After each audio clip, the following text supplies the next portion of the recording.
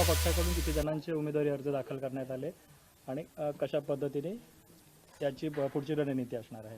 भारतीय जनता पार्टीमध्ये प्रत्येक जिपमध्ये जिप गटमध्ये आपले 3 आणि त्यांना पर्यायी म्हणून आपण सर्वांना डमी जे म्हणतात त्या पद्धतीत संपूर्ण प्रोसिजर करून आपण आज दाखल केलेले आहेत.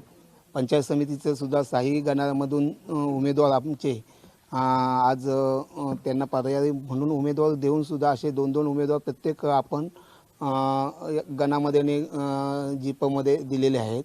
अतिशय ह्या गेली 2-3 दिवस सर्वांनी आपल्या तांत्रिक ज्या काही कागदोपत्री असतील ते सगळं पूर्ण करून भाजपची संपूर्ण यंत्रणा यामध्ये सक्षमपणे पाठीशी उभे राहून आपण आज फॉर्म भरलेले आहेत. कोकिसरेमधून विरोधकांकडून कुठलाच अर्ज दाखल झालेला नाही असं समजते, नेमकं काय? कोकिसरे गणाकडून म्हणजे पंचायत समितीकडून कुठलाही अर्ज आलेला दाखल झालेला नाही अशी आहे, म्हणजे आत्ताची माहिती आहेच. परंतु यामागे ह्या सर्वांचं वैभववाडी तालुक्यामध्ये आम्ही काम करत असताना भाजप तालुका अध्यक्ष असून ते आम्ही किंवा आमचे पालकमंत्री असतील किंवा भाजपच्या आज देशामध्ये आणि राज्यामध्ये असलेल्या कामावर जनतेने एक विश्वास दाखवला असेल की प्रत्येक विरोध करूनच इथे विकास होणार नाही. त्या तालुक्यात एक संपूर्ण एकोपाने किंवा विकासाला आपण साथ द्यायला पाहिजे या उद्देशाने मला वाटतं कोकिसरे गणामध्ये आज एक विरोधकांनी ही भरली नसावी अशी शक्यता आहे.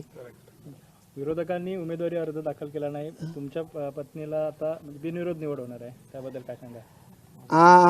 खरोखरच मी सर्व वैभववाडी तालुक्याचे तर या गोष्टीमुळे आभार मानेन. तसेच पंचायत समिती आपलं कोकिसरे गणामधून म्हणजे पंचायत समितीच्या कोकिसरे मतदारसंघातल्या सर्व कार्यकर्त्यांचे असतील, विरोधकांचे असतील किंवा आपले सर्वच भाजपच्या कार्यकर्त्यांचे असतील की आज जर बिनविरोध जर भाजपला सीट जर दिली असेल आणि जर ती घोषित उद्या तांत्रिक ह्या सगळ्या गोष्टीमध्ये होत असेल तर खरोखरच मी एक तालुकाध्यक्ष म्हणून माझे असलेले दोन्ही सर्वच कार्यकर्ते असतील ते यांच्या वतीने या मतदारसंघातील विरोधकांचे खरोखर मनापासून आभार मानेन.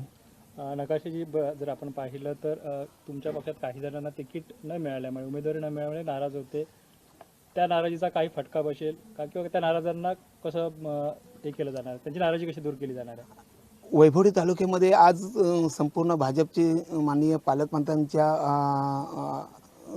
नेतृत्वाखाली जी गौरदौड आहे आणि असंख्य कार्यकर्ते आज भाजप पक्षामध्ये आज आपले सामील झालेले आहेत आणि अतिशय मोठं कुटुंब हे वैभववाडी तालुक्यामध्ये आज भाजपचं झाले आहे. त्या कारण तिथे थोडं हे तिकीट वाटप करताना आणि इच्छुकांची पण संख्या जास्त असताना थोडं त्याच्यामध्ये नाराजी झाले असेल. परंतु आमच्या प्रदेश अध्यक्ष रवींद्र चव्हाण असतील, आमचे फडणवीस साहेब असतील, नारायण राणे साहेब असतील आणि इथले आमचे सर्वांचे लाडके पालकमंत्री नितेशजी राणे साहेब असतील, ह्यांच्यावर हे लोक प्रेम करणारे लोक आहेत. त्या कारण कुठल्याही गोष्टीला आपल्या भाजप पक्षाच्या कुठल्याही उमेदवाराचा दगाफटका होणार नाही याची मला खात्री आहे. दुसरी गोष्ट, तुमचा मित्रपक्ष शिंदे शिवसेना जी आहे त्या पदाधिकाऱ्यांनी काल तिकीट न मिळाल्यामुळे किंवा वैभववाडी स्थान न मिळाल्यामुळे राजीनामे दिले आहेत, त्याबाबत आपण काय सांगा? नाही, मागच्या 4-5 दिवसाच्या वाटाघाटीमध्ये काही शिंदे आमचे मित्रपक्ष शिंदे गटाचे त्यांनी पण त्यावेळी सांगितलं की भाजप पक्षाला जरी सीट सोडली तरीसुद्धा आम्ही नाराजी नाही आहोत. पण त्यामध्ये सुद्धा त्यांची काही आता जी नाराजी आता दिसते आहे ते माननीय पालकमंत्री आणि आमचे जिल्हाध्यक्षांनी त्यांच्याशी बोलून आमचे नेतेजी राणेसाहेब निलेश राणेसाहेब यांना हे त्यांची समजूत घालतील याची खात्री आहे.